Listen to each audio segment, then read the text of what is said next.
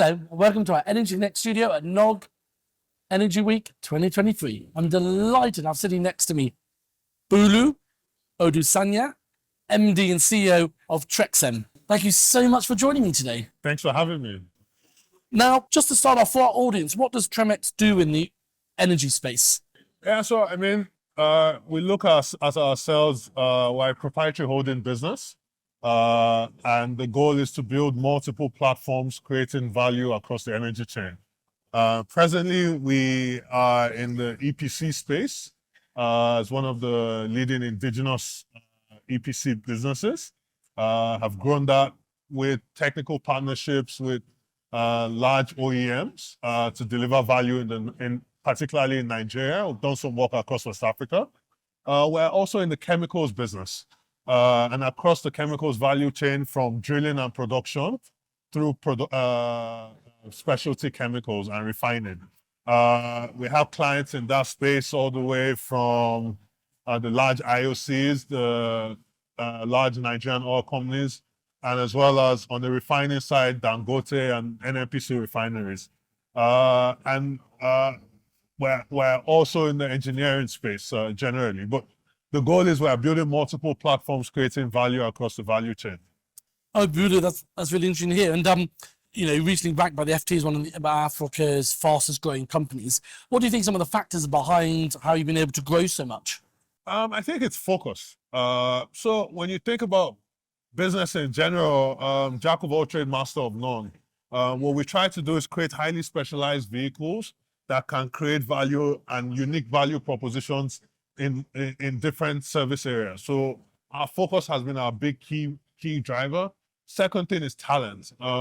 We've really created structures where I think the average age in our workforce is 26.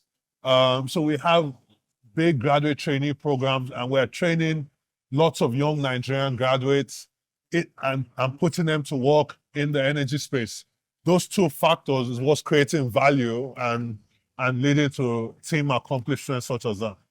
Well, that's really interesting. And do you see quite a big opportunity then to further localize the oil and gas value chain in Nigeria? Exactly. I think I'll take our chemicals business as a sample set. When we started, we were in the production chemical space. Essentially, we started as agents. We bought chemicals, sold them locally. Today, we have the largest capacity for blending, drilling and completion fluids. We acquired that business from Baker Hughes. And now Baker is our technical partner. We're the local operator.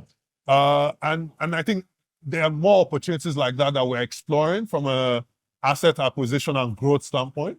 And we're only just scratching the surface as a country in the localization business. Yes, and I've heard before, some of the access to finance is a sort of major challenge for African companies. What's your message to stakeholders, investors seeking to invest in Nigeria?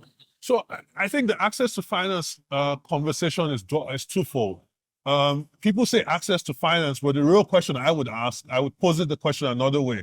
How many businesses are investable?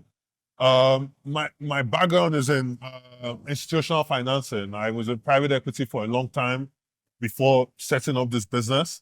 And what you find is good money chases after good businesses and good companies.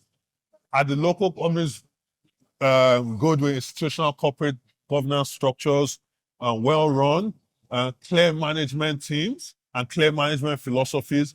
Those companies, I think, have really struggled to raise capital. But when you have one-man shops who are trying to grow without clearly articulated plans, yes, you struggle to raise capital. I'm not negating the fact that capital can be challenging.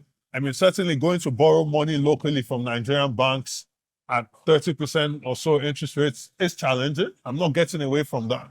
But I think attracting institutional capital, the question should first be, are the companies institutionally investable? And then go the other way around. That's really interesting. And obviously, been hearing a bit of, recent reforms being brought in, for the energy sector and the power sector. How important are those to bring in investors or to see where Nigeria's energy sector is going? So I think there are green shoots. It sounds interesting on the face of it. The real challenge comes when oil prices go up, will the government stick with the reforms? These are the things that investors want to see. It's nice to put a fiat out there and say this has happened. 2020, they said there was no more subsidy, right? When oil prices went to negative, we found our subsidy ballooned after that, right? So it sounds good in theory. The practice of saying what you mean and meaning what you say is what all investors want to see. And we're excited by the pronouncements. We would like to see clearly articulated plans, which the government has been scarce on the plans. Okay, great. And sounds like you're going to have a busy 2023 ahead. Yeah, I mean, I think it's exciting times for the industry in general. I mean, with the dislocation in the oil market, there's clearly a lot more opportunity, which I'm hoping the Nigerian energy space harness instead of that being missed opportunities. We haven't grown our production as much to take advantage of the rising oil prices. I'm hoping the second half of the year would really bring a lot of activity. So we're excited for what appears to be a lot of enthusiasm. Well, that's good to hear. And just before we go, we're here at NOG Energy Week. What's the importance of having an event like this here in Abuja? I think it's a good breeding ground for having stakeholders, clients, and just general industry people come together, share ideas, and really start to crystallize ways to move the industry forward. So I've had a lot of good fireside discussions, heard a lot of good ideas sort of being cross-pollinated. Hopefully we can all take these things, articulate them in our different businesses, and really accelerate growth across the industry and save humanity. Great, Bolu. Well, I really appreciate you coming down to the studio and very interesting to hear your insights and thoughts. Thank you for your time. Thanks everyone for watching, and I look forward to bringing you more studio interviews in the coming days.